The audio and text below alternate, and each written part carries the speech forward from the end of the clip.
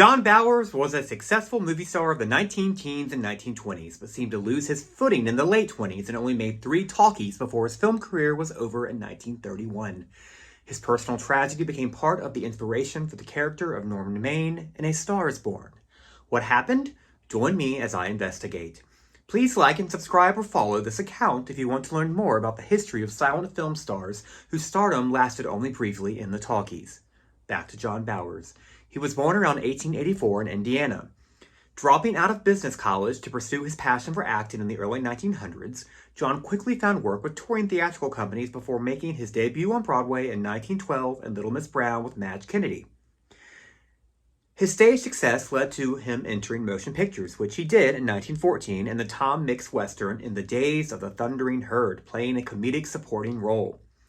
By 1916, John had quickly risen to the rank of leading man for several noteworthy actresses of the time, including Dorothy Donnelly in Madam X, Louise Huff in Destiny's Toy, Mary Pickford in Huldah from Holland and The Eternal Grind, June Elvidge in Joan of the Woods, and, most frequently, Alice Brady in multiple pictures for World Film Company.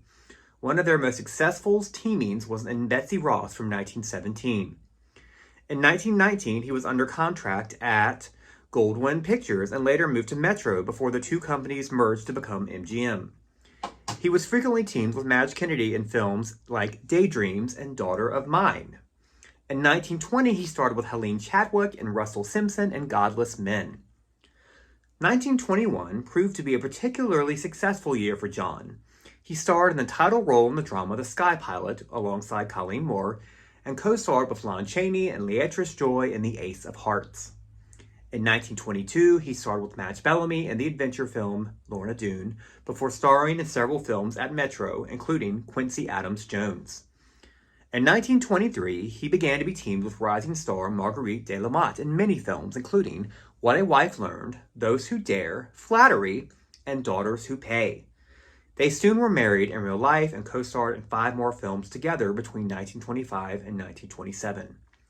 For reasons unknown, John's career slowed down in 1927 and he took 2 years off just as talkies were beginning to come into fruition. In 1929, John made his talkie debut in a supporting role as Dr. Burns in the Al Jolson talkie musical Say It With Songs. He also supported Monty Blue and Betty Compson in the now-lost talkie Skin Deep that same year. By 1930, John began experiencing multiple personal problems, including an ongoing battle with alcoholism that hurt both his professional and personal life. Marguerite separated from him and he was unable to find much film work. His last film role was the lead in the now-lost 1931 B-Western Mounted Fury, in which he, interestingly enough, played an alcoholic Mountie. Unable to find work, he returned to Indiana to care for his ailing mother. Upon her death in 1936, he returned to Hollywood desperate to return to acting.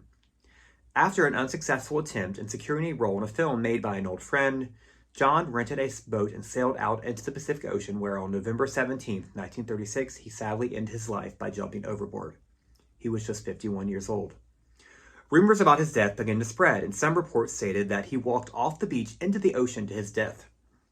That fabricated story about his death, along with his battle with alcoholism and the rising success of his wife that coincided with his failures, led to him, John Gilbert, Norman Carey, and Frank Fay being some of the inspirations for the character of Norman Maine, played by Frederick March in A Star is Born in 1937, and James Mason in the musical remake of 1954, along with the adaptations of that same character played by Chris Christopherson in 1976 and Bradley Cooper in 2018.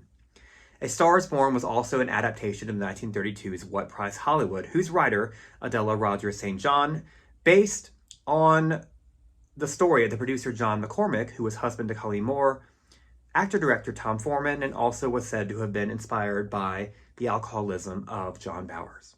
So, we are left with the question, why did John Bowers' promising silent career take a downward turn as the talkies became popular? I think it's a safe bet that, like so many of his peers, he was unable to overcome the problems that grappled him in his personal life, so his career faltered.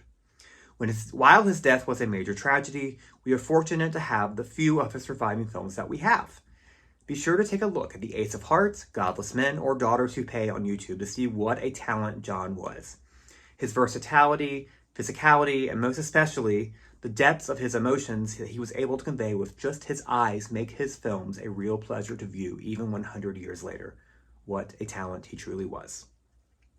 Up next, join me as I cover the silent to talkie career of the great Betty Blythe. Thank you so much for joining me. Have a great rest of your weekend.